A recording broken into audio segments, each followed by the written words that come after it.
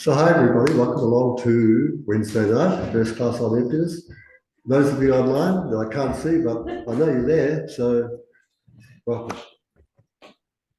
So let's have a look. We'll begin by, as we normally do, we'll set a motivation, we'll take refuge together, we'll generate a mind of enlightenment, say a few other prayers, and then engage in the class.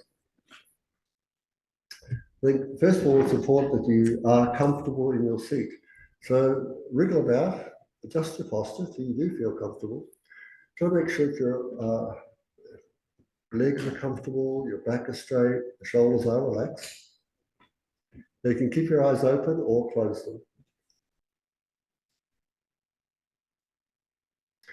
And it seems that your body is relaxed and comfortable, then just let your body breathe itself.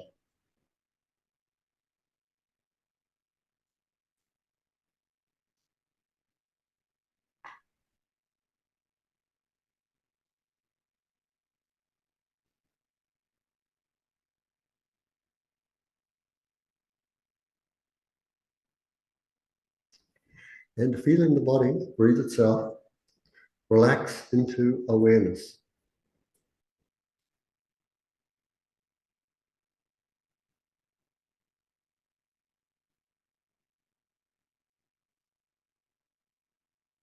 And have your environment become completely pure. And imagine all of space being filled with offerings.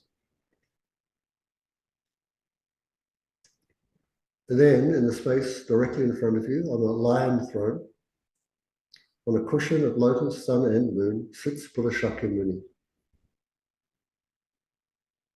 Is the essence of all your kind teachers. And the Buddha is surrounded by the assembly of direct and indirect teachers. There are deities, other Buddhas and Bodhisattvas. There are the hearers and solitary realizers. And there are the Dakas and the Dakinis and Dharma protectors.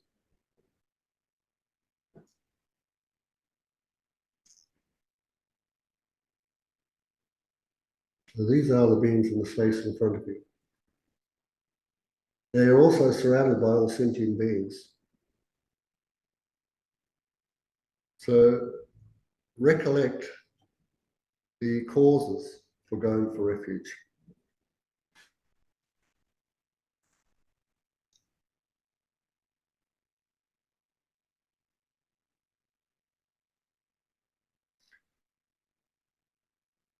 So you're thinking that yourself and all the people who surround you, who have all been kind and mother to you, fear the traumatic torments of an uncontrolled life.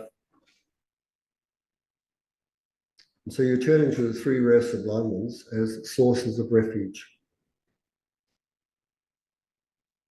We think that from now until enlightenment, to the three rare sublime ones, the Buddha, Dharma, and Sangha, we go for refuge. Then join me in saying, I go for refuge until I am enlightened to the Buddha, the Dharma, and the Supreme Assembly. By the merits I create through listening to the Dharma, may I become a Buddha to benefit all sentient beings. I go for refuge until I am enlightened to the Buddha, the Dharma, and the Supreme Assembly. By the merits I create through listening to the Dharma, may I become a Buddha to benefit all sentient beings. I go for refuge until I am enlightened to the Buddha, the Dharma, and the Supreme Assembly. By the merits I create through listening to the Dharma, may I become a Buddha to benefit all sentient beings. Now, from the heart of each refuge object, lights and nectars stream down, and they dissolve into yourself and all the living beings surrounding you. These lights and nectars purify past negative karma and obstructions. They increase your lifespan, your virtues, and your Dharma realizations.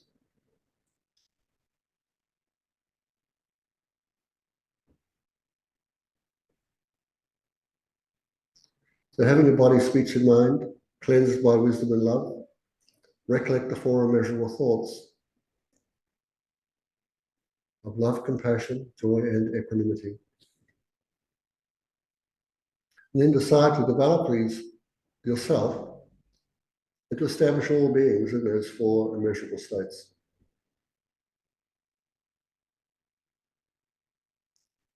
Then join me in saying, may all sentient beings have happiness and its causes. May all sentient beings be free from suffering and its causes. May all sentient beings never be separated from the happiness that is without suffering. May all sentient beings abide in equanimity, free from the bias of attachment for friends and hatred for enemies. Again, from the heart of each refuge object, lights and nectars stream down. So these dissolve into yourself and all the living beings surrounding you.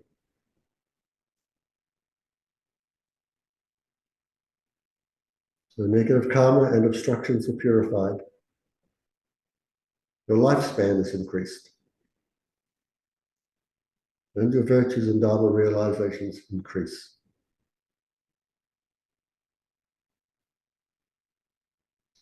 So I now invite the field for accumulating merit. They appear, and we say, reverently I prostrate with my body, speech, and mind. I present clouds of every type of offering, actual and imagined.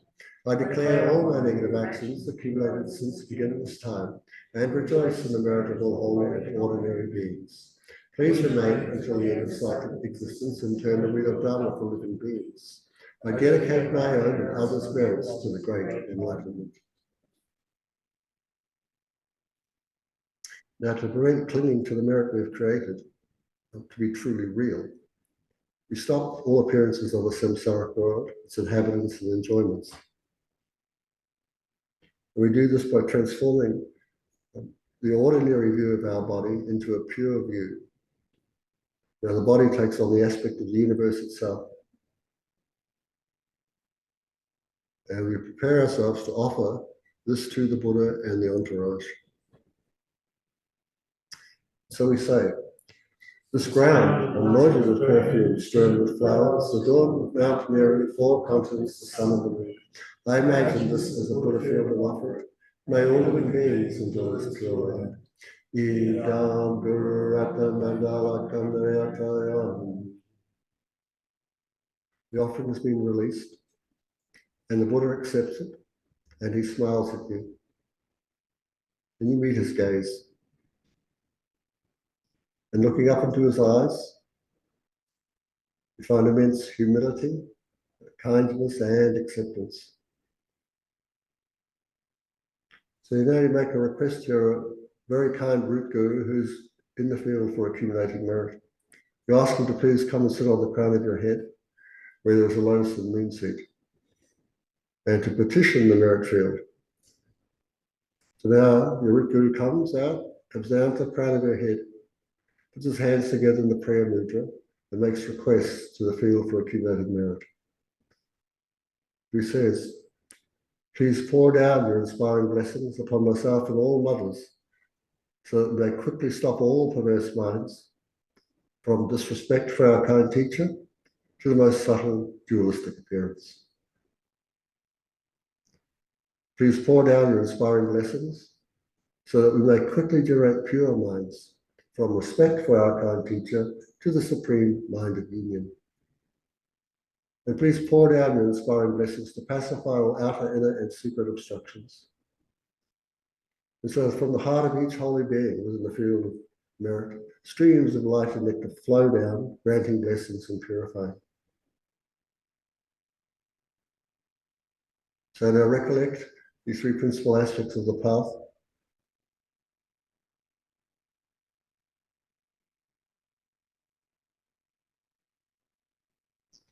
And then imagine that from the heart of the Buddha, infinite light rays emanate,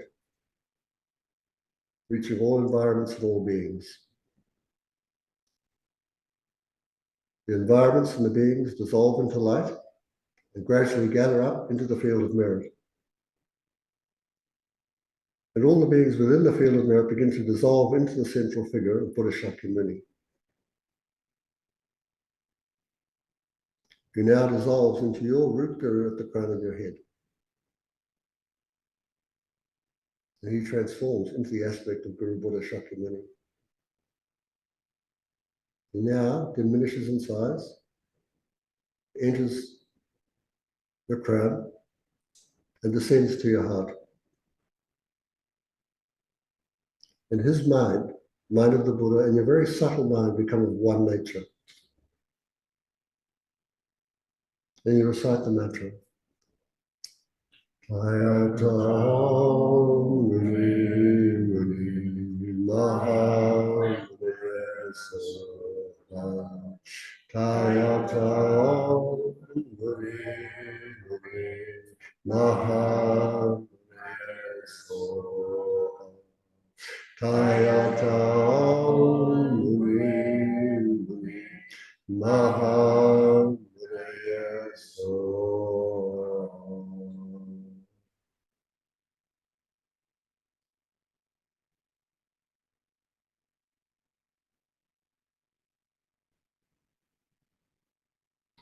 From your heart, rays of light fill the 10 directions of space. Every being exists within space. They're absorbed by this light and utterly transformed into the fully awakened state.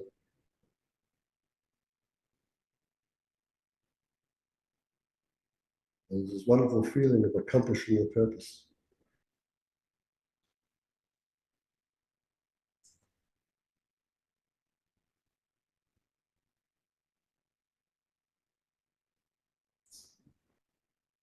Then the light rays return from the 10 directions of space. They enter into your heart. And you can feel your body breathing itself, normally and naturally. Feel the seat beneath you, and you can hear different sounds.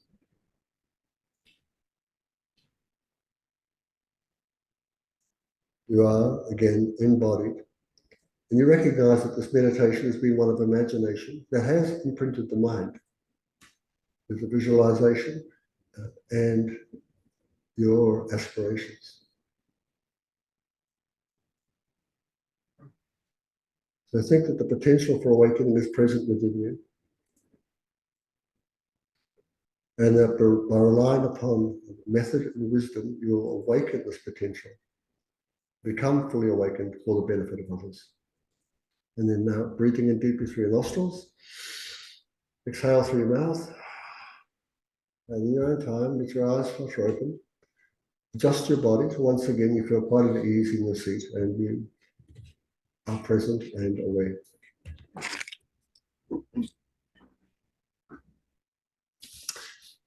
So again, welcome to everybody.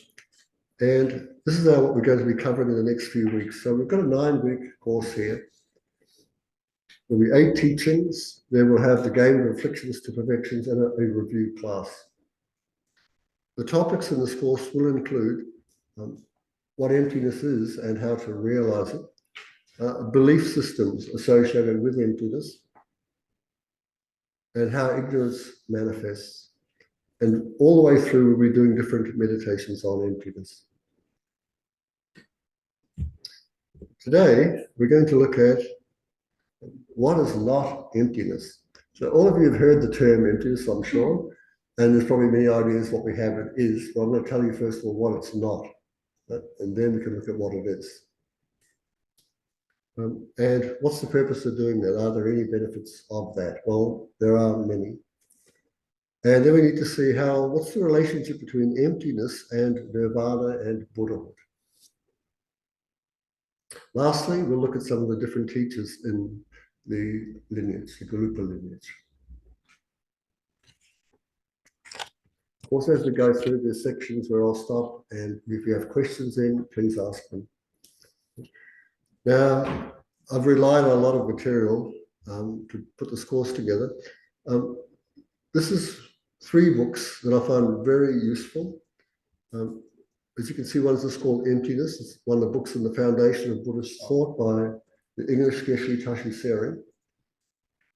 It's not really for beginners, it's sort of like middle way. I think for the best beginner's book is How to See Yourself as You Really Are by the Dalai Lama. Then this wonderful book called Insight into Emptiness. So what's fantastic about this is the way it's written. Geshe Jumper Tengchog was a marvelous teacher within the Gelugpa tradition. And the way the book is written is how Gelugpa masters usually speak. So you get used to the language around this topic called emptiness. Searching for the Self here is the first book in 3 books about emptiness. This is the third one, Appearing and Empty, which I'm going to read something from it to you. And there's a second one as well.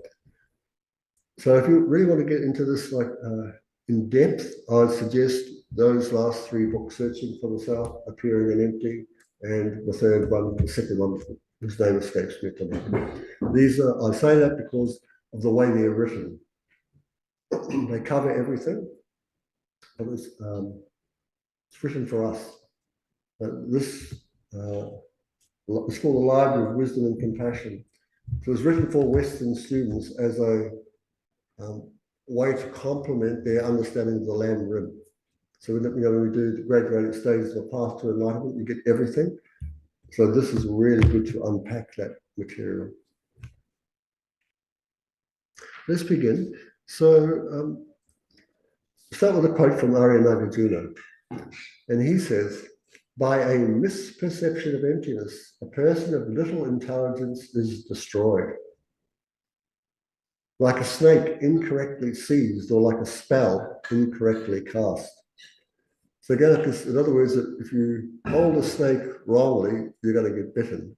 And if you cast a spell wrongly, it comes back at you and you get all the bad effects of this bad spell. So what's getting at is that misunderstanding emptiness can lead to sort of dangerous extremes. So I know this personally because I was one of those people who had a dangerous extreme mind when I misunderstood this as quite a young person. And one of the extremes is such as thinking that karma doesn't exist. That's me. Which causes a reckless behavior. That's me. So the Buddha warned against falling into nihilism, which denies moral consequences, or absolutism, which sees things as permanent. So another word for absolutism is, I think, a good term is called reification. We reify the objects, and so they appear to not depend upon anything. So correctly understanding emptiness helps us avoid these mistakes and to live ethically. So the Buddha demonstrated this with the simile of the snake, right? So as you can see, the last one was holding the snake wrongly. So when we engage in the study of emptiness, make sure your intention, your motivation for doing it is spiritual. And along with that, don't twist the meaning of it. You'll do this if you don't actually understand what emptiness is. And we've had instances of students being here who have twisted the meaning. They did what I did. You fall into nihilism and you think it really doesn't matter what you think and say, right? It's all empty. So that's wrong. It's a mistake. But people can make it. So mishandling the Dharma, especially this teaching, like grasping a snake incorrectly, can lead to harm and suffering, to be for yourself and for others that you relate to. But conversely, approaching teachings wisely, like skillfully extracting snake venom, transforms the Dharma into potent medicine for spiritual growth and liberation.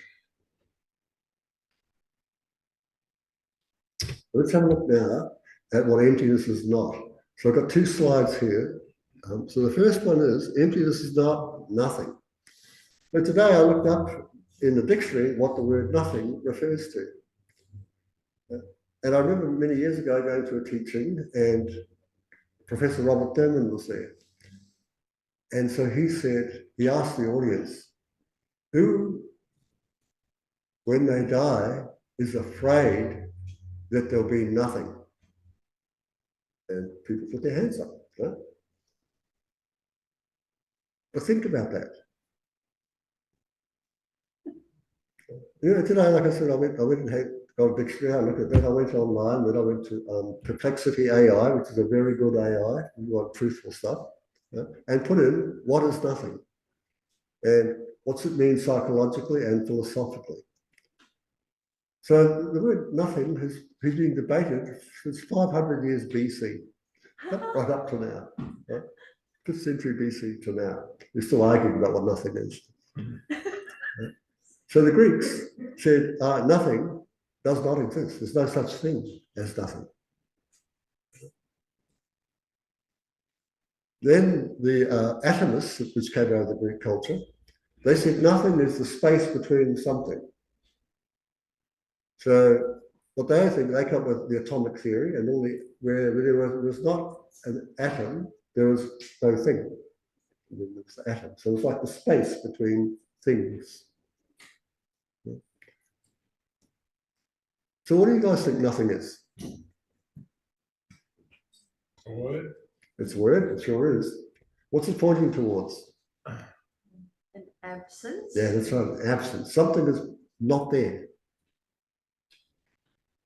I was going to say void, but even Yeah. void is a thing.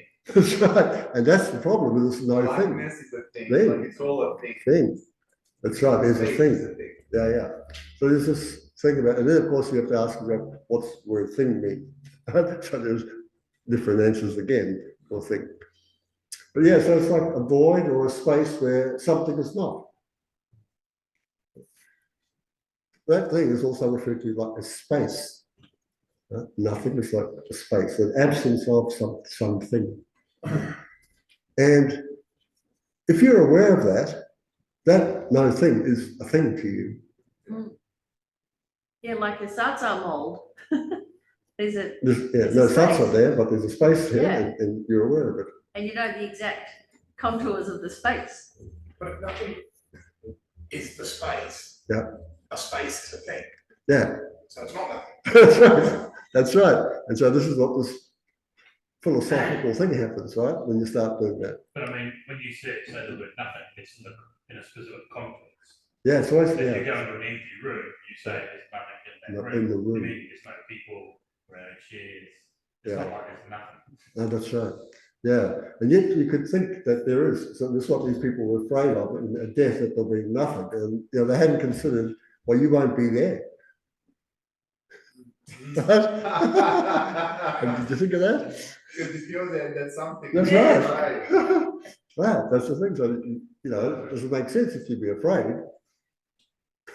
Because nothing rules you out. Right? Anyway, something to think about, maybe laugh, but I look at the go, yeah. So nothing, so emptiness is not nothing. Right? Emptiness is not that. Another other thing is that it's not something that's nihilistic. Right?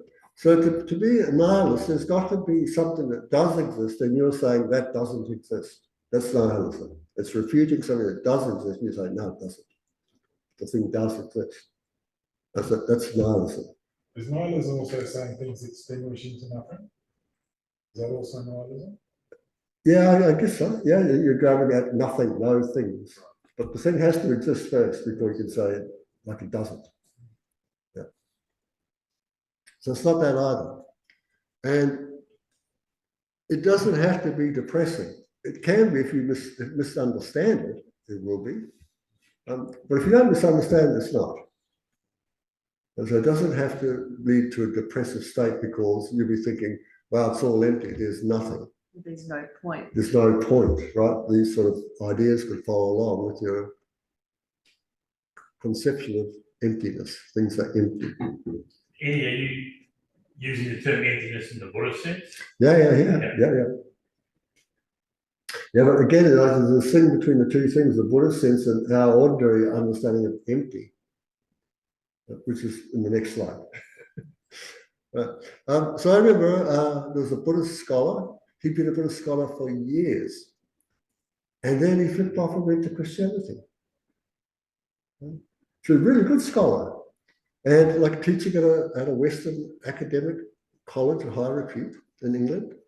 And then he changed his mind. No, like I can't get my head. It's like the emptiness became nothingness, nihilism to him. And I was really shocked. Because I thought, geez, if you've been there for that long and you studied the Buddha Dharma, surely you would have got that right understanding of that. Like, what have you been relying on to understand? You know, like I said, it's not like it's like, hey, it's in the books, right? It tells you it's not any of these things. Anyway, I find this quite interesting, this conception. So here are 4 other terms that can be used, which emptiness is not. So emptiness is not a separate realm. So like if you call this a realm, and so it's not something like somewhere else, something separate from this. Like we're going to leave this and go to this other realm, the empty realm, Or a higher realm. a higher realm. So it's not that either.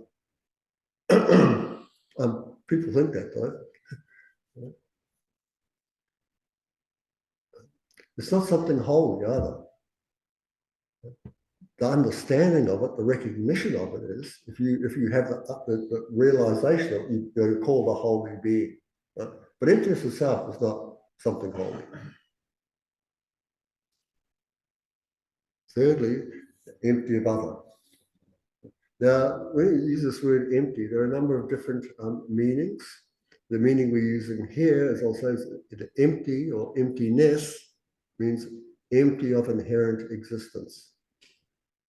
Now, this picture is of a barn, right? So it's empty of any hay. It is empty of tools. And as Ian pointed out before, you can have a purse that is empty of money. A satsa is an empty mole, it's empty of the actual satsa. So it's not that either. All of those are empties, right? But it's not about, that's not emptiness.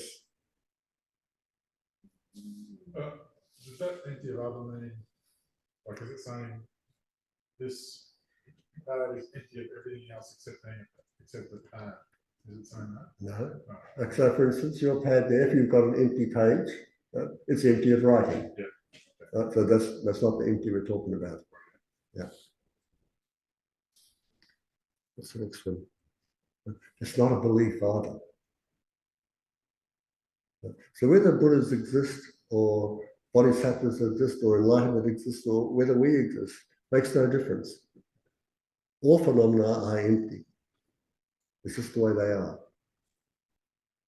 So, and you have to, just like I say, you don't have to stop requiring you to believe this. What's required of you is to investigate first to see if they're not empty. As if they are inherently existent as they seem to be. That's what you need to do. You need to look at that first and then go, oh my gosh, what I thought was real and true, it's not. And then I say, that's not belief.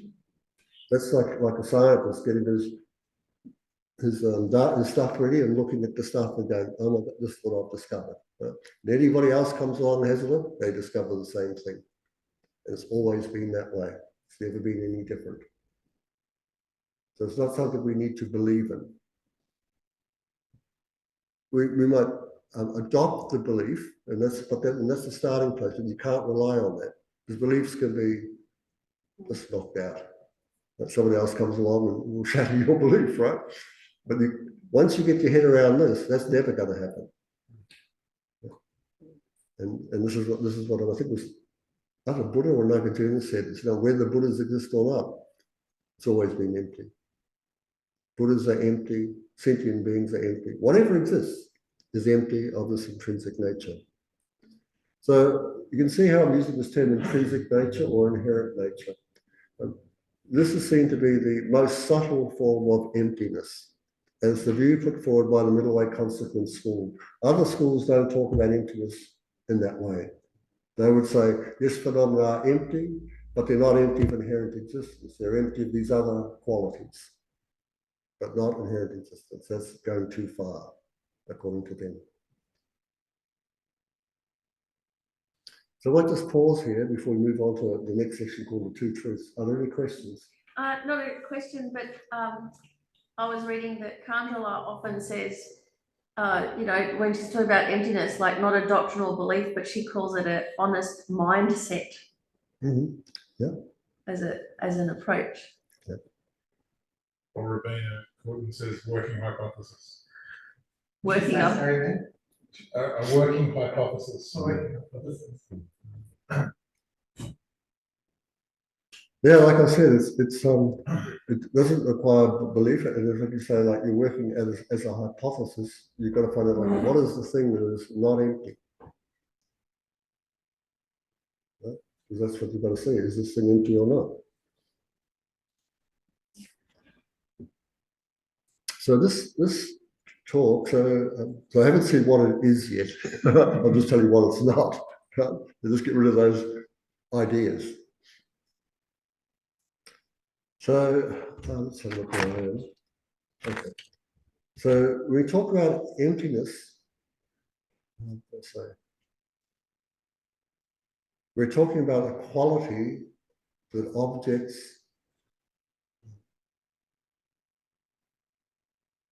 possess. And you can discover this for yourself. So emptiness is an object that can be known by you. It's a quality of every object, and it can be known by us. So this knowledge is called the truth. It's the ultimate truth about any phenomenon. Here, this leads us to what they call the two truths. And the two truths are what's called conventional truth, sometimes known as a relative truth, also known as a deceptive truth, also known as truth of a concealer. So these last terms are truth of a concealer, deceptive truth, right? That sort of gives you some sort of insight here about this phenomenon called conventional truth. And there are many ways of describing it. I took this very quite straight, simple one. This is a fact about a phenomena that conceals a deeper fact about the same phenomenon. Unfortunately, like I had,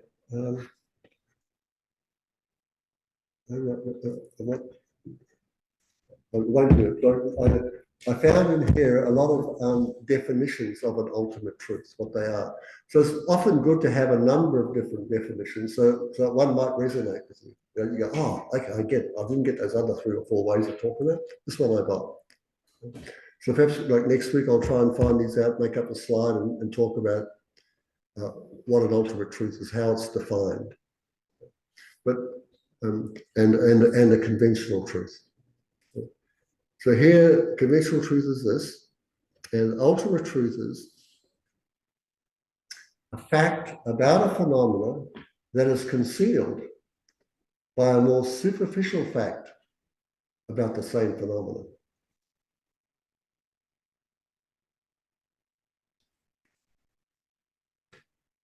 So, any questions about these two definitions here? Glad there's a picture there to illustrate it. Yes, Ben. Does the ultimate truth say what actually is there? It doesn't say that. Yeah. No, it doesn't say that, but ultimate truths are equivalent to emptinesses in the middle way consequence form. So they can be recognized. Yeah, that's right. And all emptinesses are ultimate truths in the middle way consequence system. Some of the other Buddhist systems, that's not the case. So an emptiness within the middle way consequence system is an ultimate truth. It's the deepest truth about any phenomenon that has been concealed by the conventional truth of it. That's what's being concealed, the deeper nature.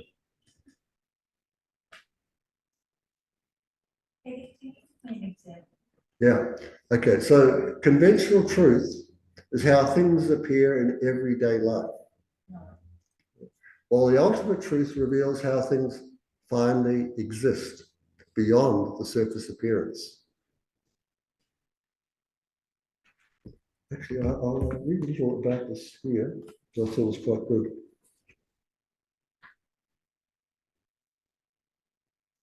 This is here. The two truths are not two ways of looking at one thing.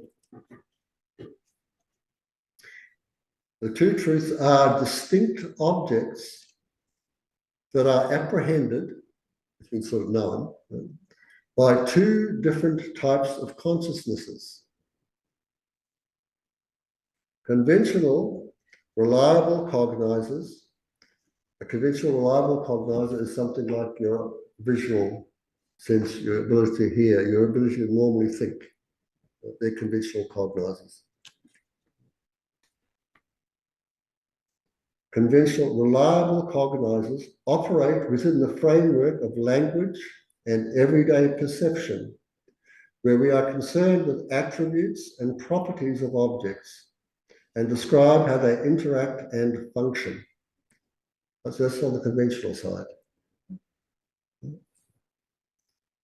These cognizers know veiled truths,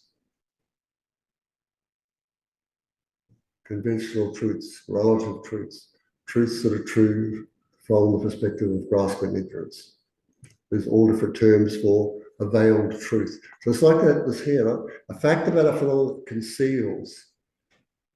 So the veil is concealing the deeper truth It's like, about this it is phenomenon. the wrapping. Yeah, it's like the wrapping. Remember one time Rinpoche came here and he gave the example of you're looking at the tablecloth and you see a table, But it's covered by the cloth. it's covered by the cloth.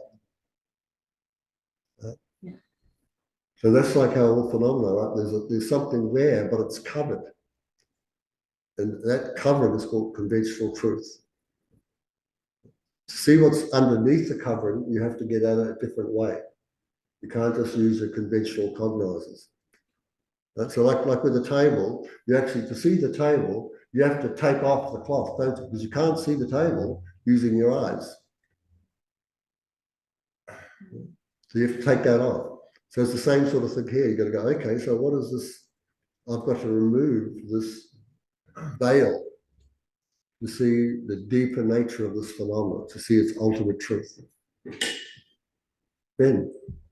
But I don't know if this is too soon to ask this question, but the ultimate truth is like this thing's empty of inherent existence. Sure. That's telling us what it's not. That's right. Can it tell us what it is? No, that's what conventionality does. Right. That's what a conventional truth tells you what it is. Yeah. As soon as you try to tell you what it is, you're back into the world of conventions, aren't you? You start using language. You start using thought. That's not, that thing's not like that. You're back out again. You're into the conventional. Yes. Could you give me an example of a superficial fact, the ultimate truth section, the superficial fact? What would be an example of a superficial fact that conceals the? Okay. So that when I look at you, I see the person, and you look at me and you see the person. What do you actually see?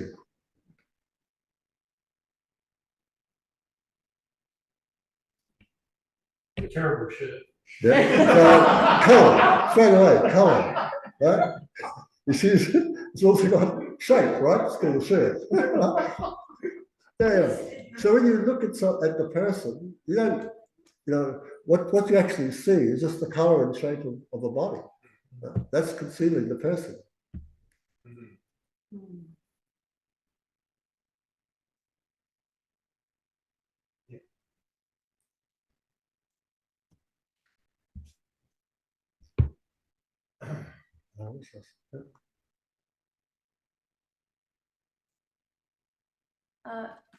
So with the tablecloth over the table, Yeah. do we infer that there's a table under there? That's right. Yeah. Even if we can't actually take the cloth off? Yeah, that's right. We're inferring there's a table under there. But then even the table is a conventional truth. That's right. Yeah. That's just a metaphor. Yeah, that's right. And so using that same example for the ultimate truth, it would be really that there's the table and the cloth don't exist. ultimate thing. How they seem to exist. Yeah, that's right. They're just conventionalities. They're Right, conventional okay, truths. I thought it was all complicated, sorry. No, yeah, that's quite Yeah. straightforward. But you got to go through these complications to make Yeah. it, Yeah. living. Also, Anne asks, to understand these two truths, we really have to get out of our everyday normal headspace and find a different way to consider these terms. Not necessarily, no.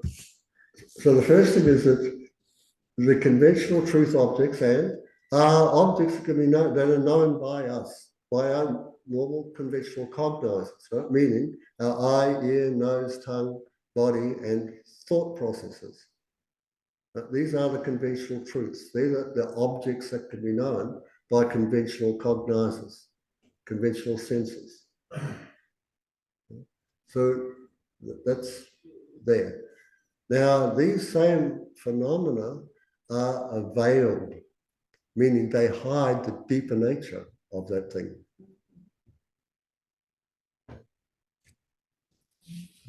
Is that like the impermanent nature and of that thing isn't obvious to us? Well, that's one of them. Yeah. So, but you can take any conventional thing. It's not obvious to us how that phenomena exists. That they appear and they exist is obvious to us. But how they exist, the deepest nature, that's not. You can't get at that through ordinary cognizers. You need a different way of getting at that. And that's called that, is what you're trying to get at is its deepest nature, its deepest truth, its ultimate truth. And you can't get that just using your ordinary senses and thinking. You're always in the conventional realm with that. So you need to use a different type of consciousness to get at the ultimate truth of the phenomenon. So if I'm looking at my book and that book appears to me to exist inherently, Yeah, which it does. and I do an ultimate analysis and realise the inherent existence part's wrong, Yeah, that doesn't destroy the pad. of course not. Book's right there. The pad's still there. Yeah. The conventional truth. We're not destroying conventional truth with this reasoning. The conventionalities exist. We're not out to knock out things that exist. They exist simultaneously, both of the truths. Yes, simultaneously. Yeah. It's just that the convention hides the deeper nature. So, yeah, you know, is this sort of confusing, Deb? Well, I'm going to ask, so the pad, I'm going to go with you then. Yeah. The pad, conventional truth, this is a pad That's right. that you write. The ultimate truth about this Pad, pad yes, is, that it is empty of any inherent nature, intrinsic nature, inherent existence. That's it. that's it. That's it. I don't know. From the middle way consequence perspective, that's it. So, yeah, so our real job here is to work out, like, what is this inherent existence and why is it appearing?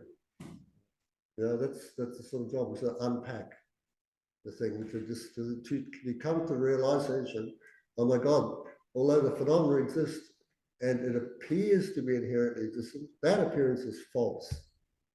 That's what the purpose for doing that is to stop buying into the false appearance. And that's That's why. the idea. Yeah. So you make once you discover something that's true about these objects, your mind has to let go of what you falsely thought was true. And that's that honest mindset. Yeah, the honest mindset. Yeah, that's right. It just reveals it. It'd be as if, for example, that you always thought that your partner was true to you. And then one day you discover, actually on the wedding night, he was playing up and he's been playing up ever since. So so then you cannot hold anymore that, well, my partner's true. You discovered something about your partner, so you don't have that belief anymore. So it's the same here. The objects appear to be inherently existent when they're not. So once you find they're not what you thought they were, you don't behave the same way towards them anymore. So this getting at the appearance and their lack of inherent nature is for you just, from your side, you're looking at the objects, from your side is to let go of the mind that grasps them to be truly existent and holds them to be true when they're being false. They're not that way. It doesn't destroy the object. The object still exists.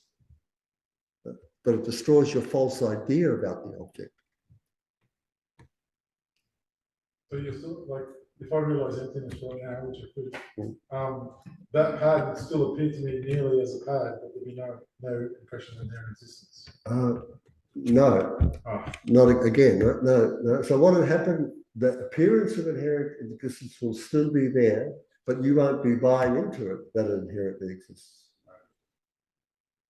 Yeah. Because you know why, Ben? It's because your eyes, it's conventional senses. Right. They come back at the conventional phenomena. So it's always going to appear inherently existent, but you don't buy into it. Right. Yeah. You can reason. Yeah, the reason That is appears that way. I know it's not like that. that's right. Yeah. Is it okay for people? I mean, I have to ask this because it's very easy to get lost in this So do discussion. both truths exist simultaneously? Simultaneously. That's right. One Yeah. doesn't negate the other. No. Conventional, no, they don't negate one another. And from Lama Tsongkhapa's point of view, they're equally important. They're equally valuable. This is not the case in many of the other Buddhist traditions. They always hold ultimate truth to be more valuable. Or than the ultimate truth to conventional. be holy, and conventional truth to be Yeah, so it's like things don't exist that way at all. So second class. you're completely mistaken. Yeah. But yes, they don't exist that way, but they do exist. Why is the ultimate truth concealed? Yeah, good question. Yeah. So why is it? Through habit, mental habit, our mental habit. That's why it's actually concealed. Like how it's concealed, it's through ignorance, our misapprehension from beginningless rebirth. So we've basically just accepted the appearance to be true. But this is what you find out about, the conventionalities don't have that truth. This is like a false truth, a truth of deception, a concealed truth. Or assumption.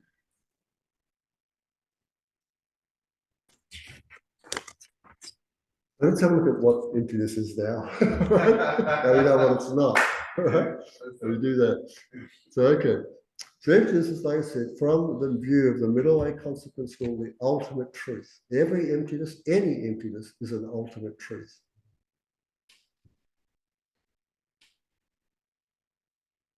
So, and it's an object because it is findable by a wisdom and meditative equipoise. So the wisdom and meditative equipoise, what you're doing is you're taking a phenomena that appears to be inherently existent, and you're analyzing it to because if it is, you should be able to find it. It should be findable.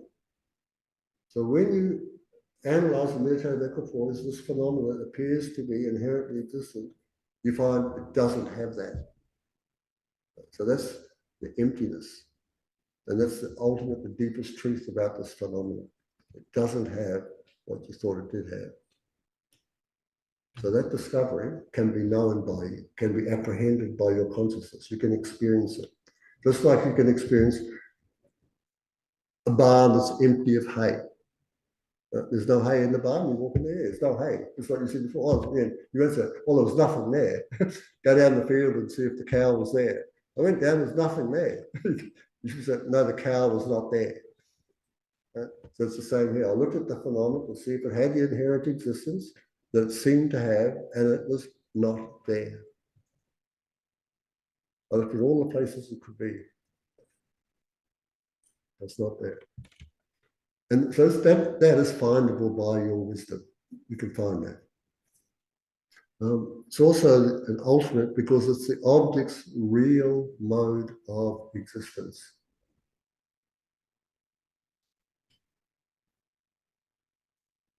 And lastly, it is truth because there is concordance between its appearance and its mode of existence.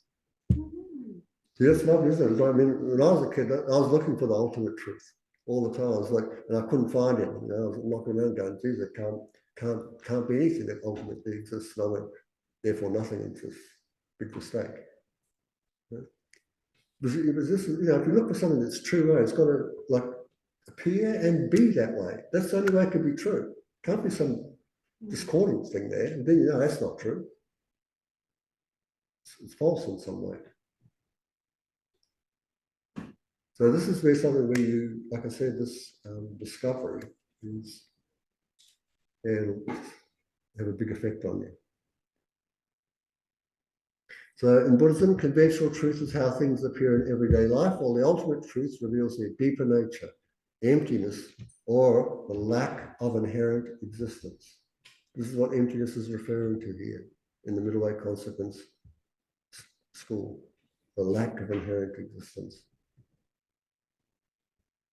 The word concordance between its appearance and its mode of existence, that kind of, my understanding is it's kind of like a balance between the two truths. There's a kind of working together, kind of like a balance, as opposed to one over the other. Yeah, they are in harmony. They are Harmony, one in nature. yeah. And so forth. Yeah, all these It's things. kind of like a harmony between it exists conventionally and There's harmony in the appearance or the dependent arising. Yeah. And its emptiness. Mm-hmm. Yeah. So the disharmony comes from us. That's right. Mm. This harmony is coming from our side, from the mind. So it's subjective. Yeah. Objectively, there's harmony. Yeah, there's always been, it's right, it's always Always been been the harmony. Always. Right. That's, yeah. So, in brief, if we look at what emptiness is, so I put up the 5 different things. So here is the ultimate truth from the middle way consequence perspective. It's the ultimate truth of phenomena. It's a natural condition of all things. And it reveals that there isn't anything that has a fixed, independent existence. It's not a belief, but it's a profound understanding of the reality. So the emptiness is synonymous with selflessness, voidness, and suchness. So these are just different terms again, and they use them depending upon the context to help you sort of understand it a bit better. Now, emptiness is here's the little tricky one. It's called emptiness is what they call a non-affirming negation. So this term is really important, and it's important to discover what these things are, because there are negations like emptiness, which is a non-affirming. It doesn't tell you anything else, Ben. Just like you ask, but does it tell you what it is? Yeah, no. Doesn't affirm anything. Just tells you what it's not. There's nothing.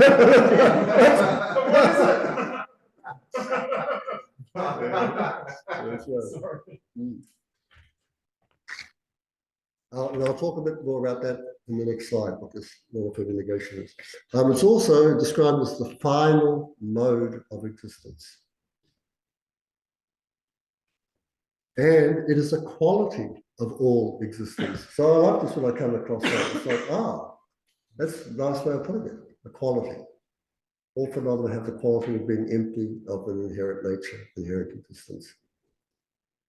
And finally, the word they often use to describe it is reality.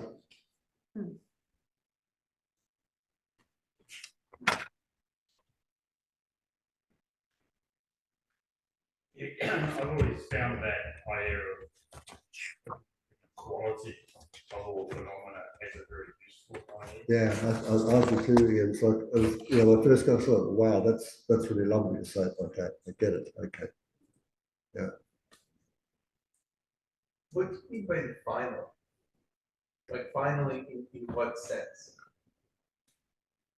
Well, there's nothing you can say about this emptiness. Nothing more. Nothing more you could say or know about the phenomena.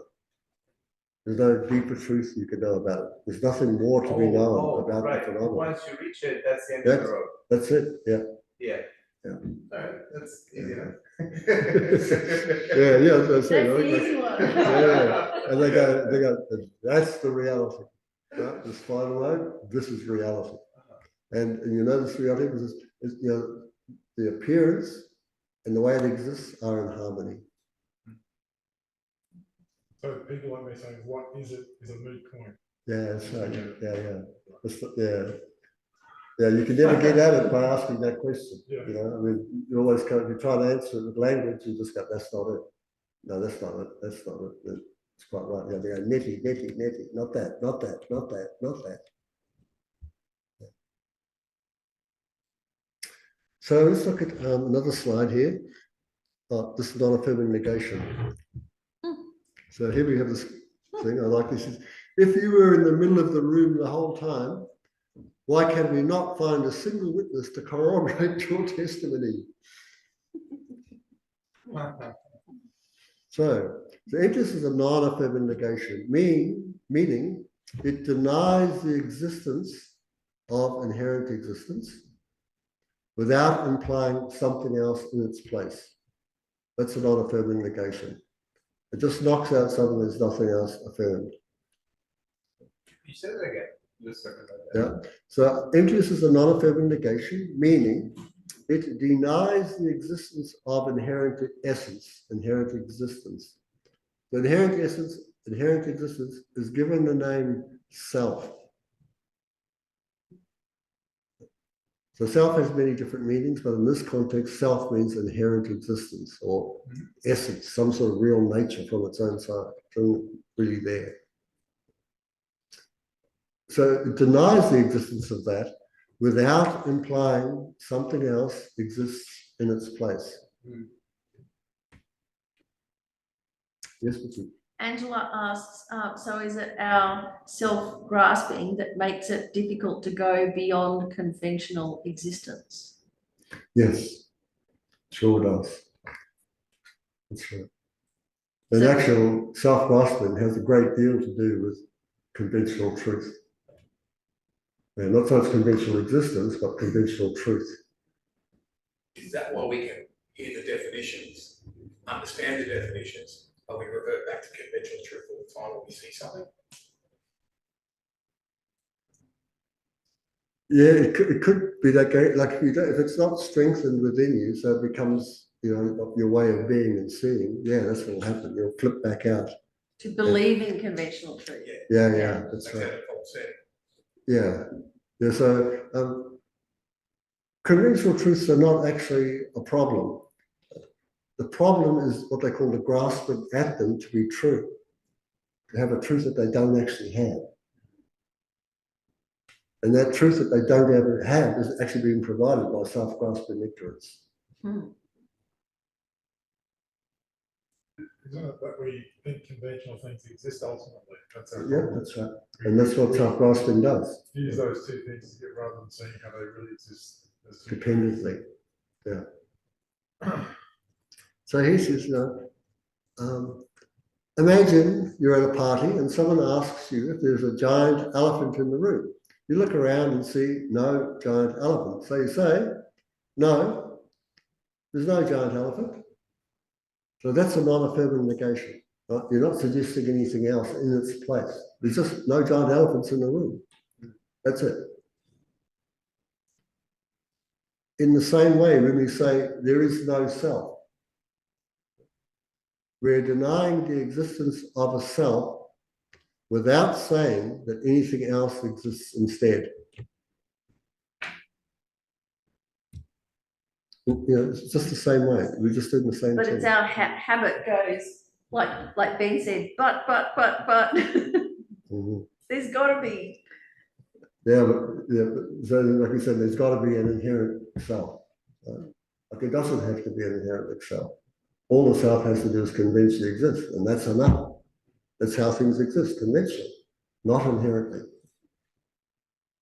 So when we knock out the inherent self, the no self we're examining here, does the self inherently exist? We apply our analysis, we see that it doesn't. So that's it. There is no inherently existent self. So we come out of the analysis, well, self's right there, right? Yeah, of course it is. We didn't try to knock that out. That's to convince the existent self. We weren't aiming to knock it out. We're aiming to knock out the idea that to convince the existent self could inherently exist and discovered, no, it doesn't. So conventional self is left alone. Because if you did an ultimate analysis to find if the self exists, and you did find it, then it'd be like, oh, it doesn't matter. That's right. Or we don't find We it. don't find. That's right. Yeah. So non-affirming negations help us understand the true nature of reality. Just like how denying the existence of a giant elephant at a party does not mean that nothing else exists. Non-affirming negation does not mean that nothing has any meaning or value.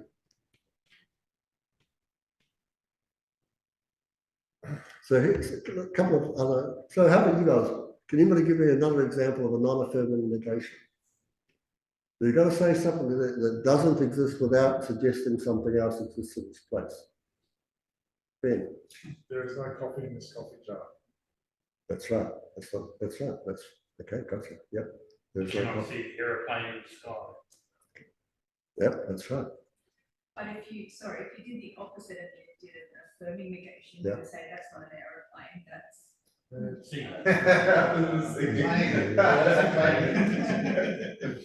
So okay, so you know, so like you say, like I have no money. That's a non-affirming negation, right? But if I said to you, I have no money here, you want, so you got some money somewhere else. Right? That's an affirming negation. Right? It suggests the money could be somewhere else. And that's Or like, you know, somebody, the police come to your door and they say, is anybody else in the house? And you say, well, there's no one in the kitchen. Right. Got to be real careful in the, you know, in the sitting room, in the bedroom.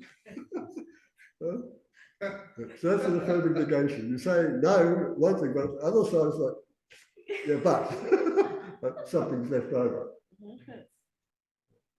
So that's the sort of difference between them. How they come up in spiritual contexts? Affirming negations. Well, so there is, so emptiness is actually seen as a non-affirming negation. Right? However, the realization of it is sometimes presented as an affirming negation. So what's affirmed there is the mind that realizes it.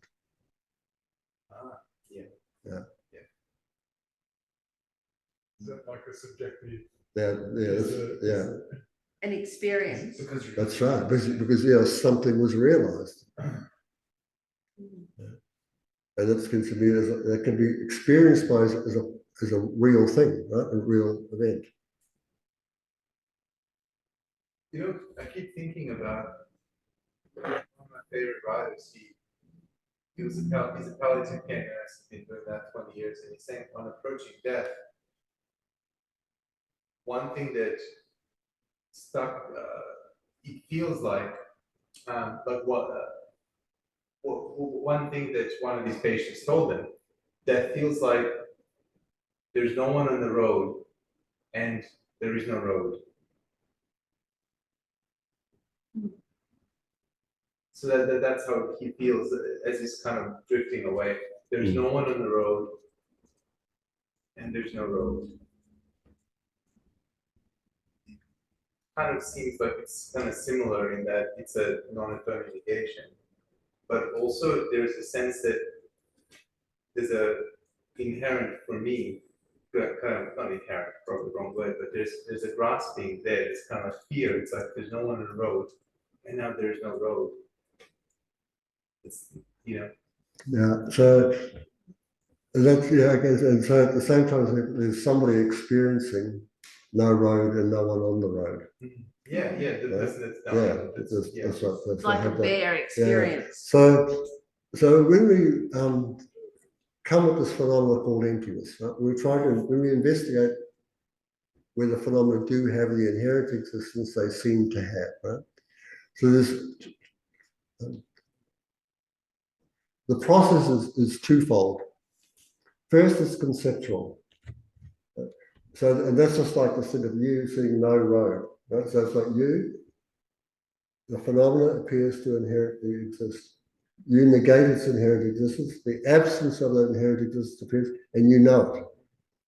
And they call that space-like awareness.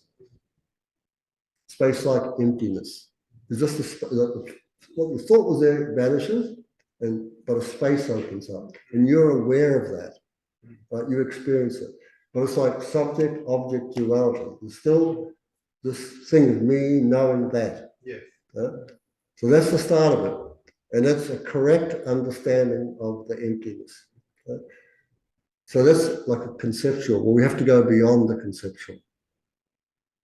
So that is done by you just keep doing it again and again and again. And then suddenly what will happen is the object and the subject come together. You've seen that the mind is the mind, recognizing this emptiness, is also empty. And the object that you're engaging is empty too. Right? So now it's like emptiness and emptiness. I call water poured into water. It's like water poured into water. The phenomena investigated is empty. The phenomena that's being looked at is empty. Is the gazing, the investigation, is that empty? Yeah, I guess it is, of course it is. yeah. So they come together, and this is the realization of emptiness. And this is what we need to discover. But before you can get that, you have to get a conceptual understanding. We have to get the right thinking about it, in other words. And then become familiar with what happens every time. The space-like emptiness has to appear. It just takes time to bring these two together. Like when you do that, then you start thinking, oh my God, the object doesn't have that, and you put it on yourself, and you go, I don't inherently exist either. Right? So then self doesn't inherently exist. So that might be your first object. Then you'll look at, well, the subject, what about the mind that's investigating this? And you go, that doesn't inherently exist either. So that they come together. You see, these terms, subject and object, are relative truths. They've never existed ultimately. And we find that out. Okay, so three major aspects of emptiness. So the meaning is, while all phenomena lack the inherent existence they seem to have, they do exist dependently.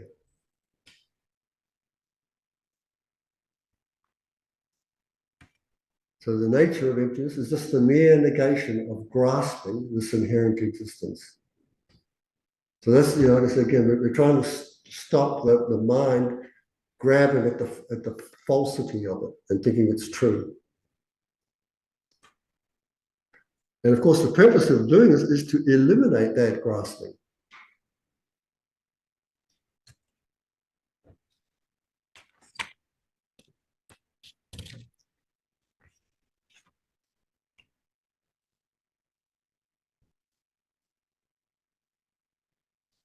So what are the benefits of realizing this? Like taking time to study, think about it, and then to meditate on it. Well, the first is, of course, this joy arises, but the major thing is you have a refuge. That's your actual refuge. This wisdom that understands. So when Geshe Soka was here this recently, we're talking about refuge. So what is actual refuge? And we look at the Four Noble Truths, and say, well, the refuge is found in the third and fourth truths. So the refuge is true paths and true cessations. That's the refuge of Dharma, true paths and true cessations. So true paths are conventional truths. True cessations are ultimate truths. So if you've realized that, you have refuge.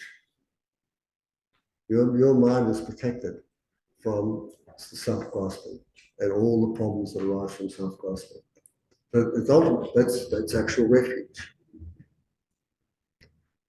So it's very useful to know this even conceptually, even thinking it through, because you go, oh my God. So like, I do the practices of the lower scope and I'm seeking a safe place, a refuge.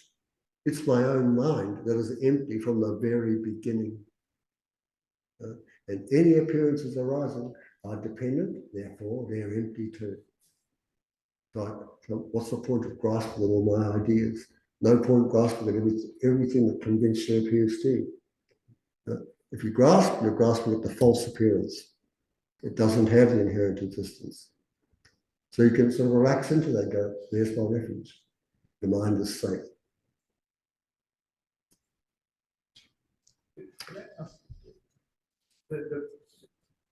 When we realize emptiness, if everything depends on everything, does that mean that we're all the same thing? We're all.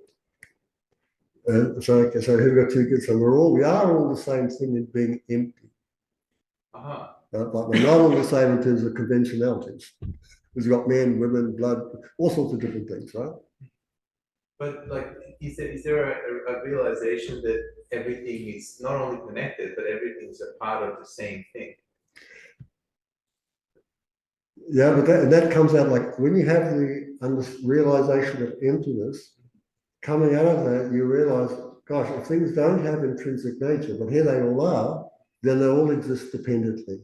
So everything depends upon something else conventionally. That's how they exist. Yeah. Yeah. Yeah. Okay. First sense of, because we don't grasp, we're free. As soon as you grasp, you get imprisoned by what you grab. Right? And then all the disturbing emotions arise and so forth, and you're in a heap of trouble. So you don't have as much fear? They would have fear. No, fear. That's why they call all the Buddhas fearless. The Tara is called fearless. That's one of the qualities of a Buddha, to be without fear. The major reason for it is you know how things are. You know how they exist. There's no need to be afraid. And of course, this leads to like Buddhahood. Without wisdom realizing emptiness, there's no Buddhahood. There's no sense of personal freedom in terms of liberation. You don't actually have a refuge. The refuge is temporary, partial. So those are the benefits of the three scopes. Well, yeah, you can see it that way. Yep. Yeah. So in Aryadeva, he was the heart son, heart disciple of Arya Nagarjuna. So he says, all afflictions are overcome through overcoming ignorance. When dependent arising is seen, ignorance does not arise. It's the only doorway to peace. It destroys wrong views. It captures the attention of all Buddhas. This is called selflessness. So realizing emptiness unveils the interdependent nature of all phenomena, revealing their lack of inherent existence. So something cannot dependently exist and inherently exist. These two are opposites. So when we knock out inherent existence, we go, then everything must dependently exist. If it dependently exists, it's empty of any intrinsic existence. Right? There's no inherent existence there. Even though ignorance superimposes it upon all the objects, they don't exist like that. This profound insight, shared by enlightened beings across time, forms the cornerstone of Buddhist philosophy, this selflessness or emptiness, or even dependent arising. By understanding emptiness, practitioners can attain personal freedom, called nirvana, or a full awakening, called Buddhahood. And in this way, transcend the cycle of suffering. And this is taken from a book called Searching for the Self. And this is by His Holiness the Dalai Lama, being Tripton Chogyam. So in it, it says, I took this from page 7. It says, all existence, be they impermanent or permanent, exist depending on other factors. Being dependent, they are without an independent inherent essence that makes them what they are. These dependent arisings, lack of inherent existence, is their final or fundamental mode of existence. It's the object realized by all Buddhas of the past, present, and future. And it's the object of the meditative equipoise of all people seeking personal freedom, and the bodhisattvas too. And through it, nirvana and full awakening are attained.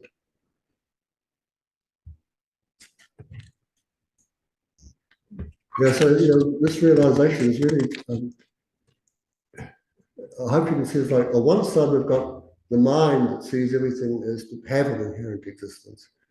And this wisdom goes, yeah, but they don't.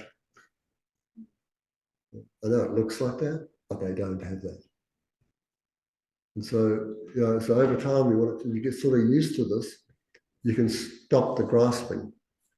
Because the grasping is coming from our side, right? Our belief in the ignorance. So if we, as a shorthand, just say to ourselves, conventional truth, it's a truth that conceals. Yeah. And just keep on saying that. It's a truth that conceals. Yeah, which it is. That's what it's doing. Or as contemporaries say, things don't exist the way they appear to. They're appearing, but they don't exist the way they're appearing to. So yeah, we can find these little, I don't know what you might call that, but they're helpful to hold on to. Like they say in 7-point mind training, train in words. Slogans. And slogans, yeah, use these little slogans to remind yourself. So here's a little funny thing. Where Paul Robbins says, I did it. I'm enlightened. There's no I. Keep meditating. So, you could look at this and sort of really break it apart, and see on one side the truth of it, the other side the falsity of it. Yeah, so when Batman slugs him and says there is no I, what you need to understand is that there is no I that inherently exists, not that there is no I. That's I exists. It's a convention. It's a term we use for ourselves. Does that mean we're just gonna, like, in meditation, we're just gonna feel this slap? Well, I remember that story where he was taking a teaching on interest and he grabbed his collar. He thought he was actually like losing a sense of self.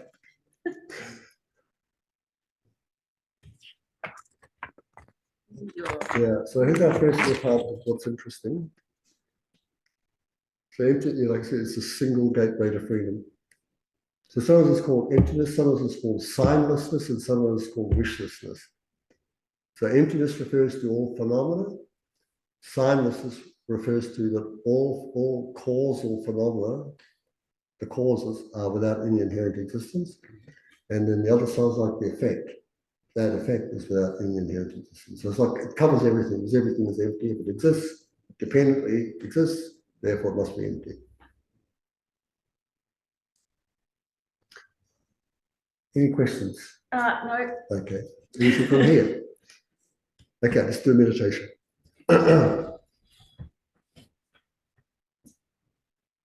So yeah, get comfortable in the seat.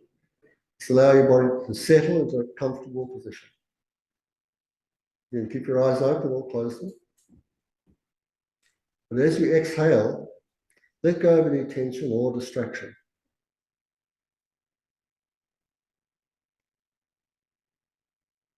With the exhalation, create space for clarity and insight.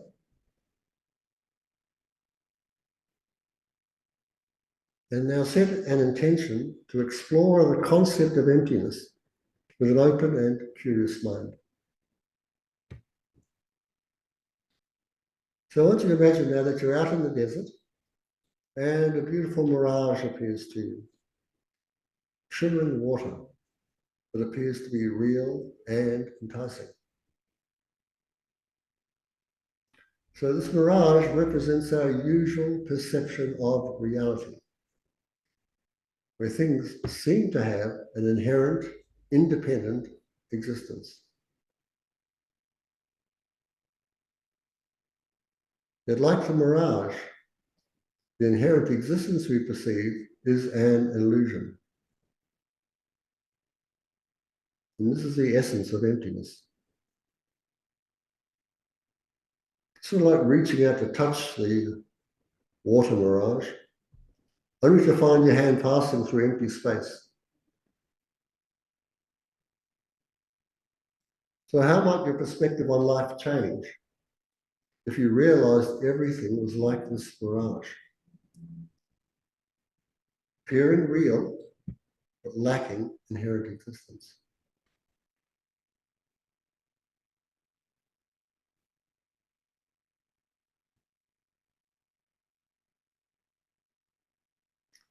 Now, understanding emptiness does not mean nothing exists.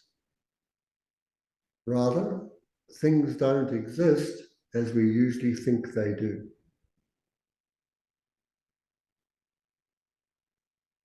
And just as the mirage appears due to specific conditions, all phenomena arise dependently, without an intrinsic essence.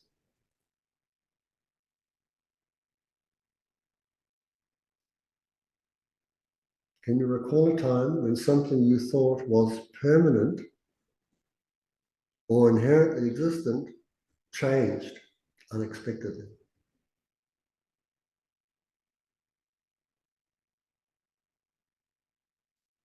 So that experience offers a glimpse into the empty nature of all phenomena, their lack of fixed, independent existence.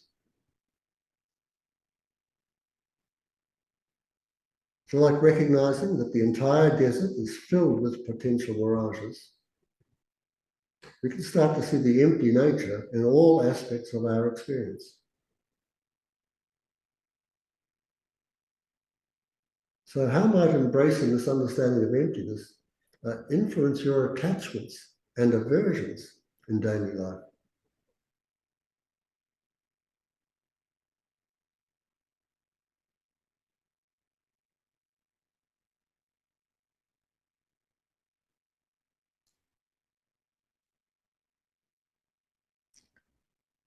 So as you move through the day and night, try to recognize both the conventional appearance of things and their underlying emptiness.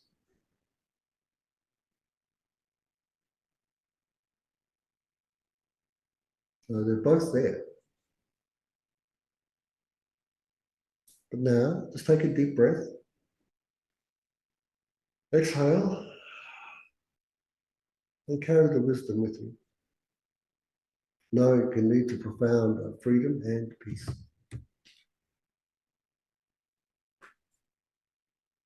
Okay, so now we're going to have a brief look at the teachers, the great teachers, especially within this tradition.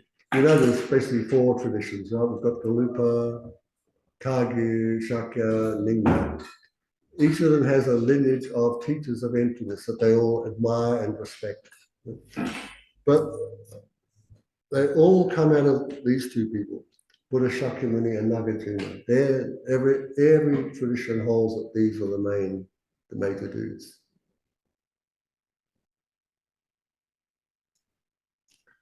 Yeah, so as you know, Buddha turned the three turnings of the wheel, describing emptiness in different ways.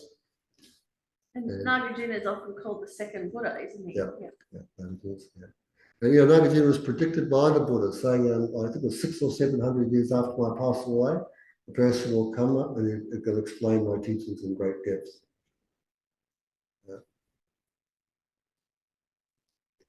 Now, there's also two other great teachers, both from India, called Vasubandhu and Vasanga. So Vasubandhu is, you can see, the founder of the Sutra school, Vasanga, the founder of the mind-only school. Now, with these people called founders, what that sort of means is they gave the really, really great descriptions of how reality was seen from this perspective. But it doesn't mean they actually believed it themselves. They just were able to explain it very clearly. So you find this again and again. People are able to know, they know all the 10 systems, how the whole system works. They'll explain it, but they've moved on. Right? They go, yeah, I don't believe it though, but I can explain it to you. Yeah. So Vasubandhu is he's a teacher of a realist school. So this is really good for us because we have this grasping at the reality, the real thing, right? There's me here, there's a real world there. It's like Vasubandhu explained it. scientific Yeah, materialism. scientific materials and Vasubandhu can explain this. When you actually analyze, so the idea that interesting today when I looked up about nothing, so you thought, so here are these two Greek guys that come up with this idea of atoms. And they describe it just like the Vaibhashikas do, down to these really thing, and they got refuted in Buddhism. In our culture, we've kept it. Right? We've kept this whole idea of atoms and congregated making bigger things. It's just that we don't believe the same way the Greeks did. We've altered it slightly, but we still have this idea that everything is made up of these really small particles and so forth, etc. So in our middle way consequence, there are two really important people here. One's called Buddha Palita and the other's called Chandrakirti. So I'm just going to pause here. Now, who were the first two teachers? Buddha. Buddha and Nagarjuna. Great. Who are the next two brothers? Vasubandhu and Sangha. Excellent. Great. That's good. That's the way to do it. Just, okay. And now in the middle way concept, we've got these two other guys, Buddha Palita and Chandrakirti. The middle way autonomy school, the major dude there is this guy called Baba Bhadeka. And then following on from him, teachers in Tibet.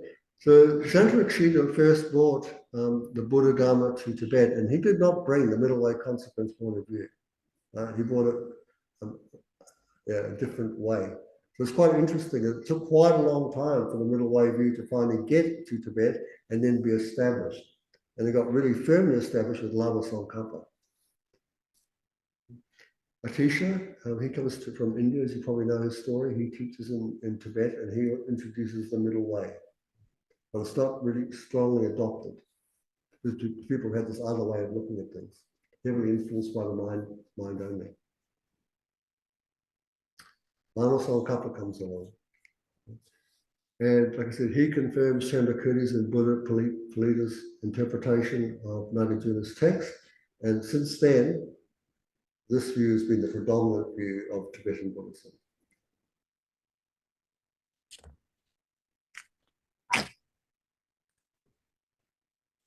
And of course, probably the greatest teacher in our time would be His Holiness the Dalai Lama. What's fantastic about the Dalai Lama's teachings, of course, he's so familiar with Lama Tsongkhapa's teachings, but he can also switch over and present it from a Shakya point of view and a Nyingma point of view. So you can talk to you about interest from an objective point of view and the subjective point of view. It's just tremendous. Yeah, so those teachings in Sydney, all I remember is just hearing those words, Vasubandhu, Buddha Palita, this and that, and I didn't hear any words in between. And like I said, so books like this one, Appearing and Empty, like this chapter 4, it's only like 9 pages or 10 pages on the two truths, dynamite. It's really good truth, easy to understand.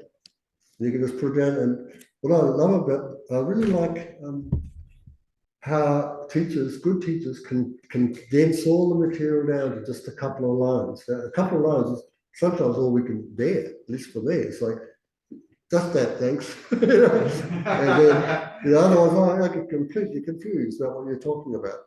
So you try and sort of build up on little bit. Get the main thing. Okay, I got the main thing. Okay, the rest is off the side. That's what I'm doing. So let's have a little meditation on the lineage now. So again, perhaps starting with a deep breath. So take a deep breath. Exhale. Let your body settle. Next time you exhale, just create space for the wisdom of the lineage to arise. And set your intention to connect with the great teachers of emptiness, from Buddha Shakyamuni to Lama Tsongkhapa. Let's begin. You see Buddha Shakyamuni in front of you. He's the source of all the teachings. Then you see him pass the wisdom on to Nagarjuna. He clarifies the Buddha's teachings on emptiness. Then we have the two brothers. Do you remember their names? was Vasubandhu, and there was a Sangha. And they further developed the concepts surrounding emptiness. So each teacher is like a link in a chain, refining understanding. So how might the teachings on emptiness evolve through these great minds?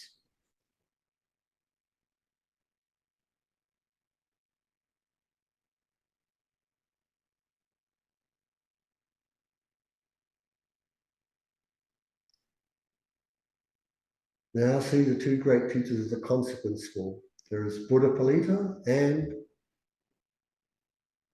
Chandrakirti. Imagine this lineage like a flowing river, each teacher adding a depth to the waters. Now, do you remember the two people who brought teachings of emptiness to Tibet? There was Shantarakshita, and then there was Atisha. Finally, we have Lama Tsongkhapa, illuminating the path of emptiness like a brilliant sun.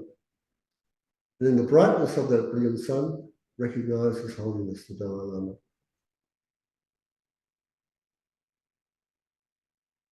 Could this lineage inspire your own journey?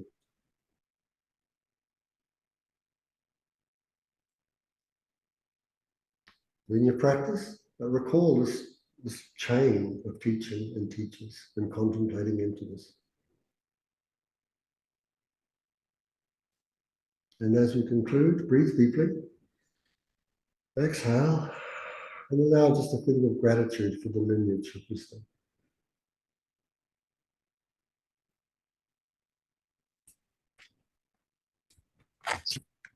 That's the end of our class tonight, folks. So, like, you know what emptiness is not, and I hope you know what it is. And there are great benefits. Like I said, there's refuge, freedom, and Buddhahood. And you have someone who what the teachers are in this lineage.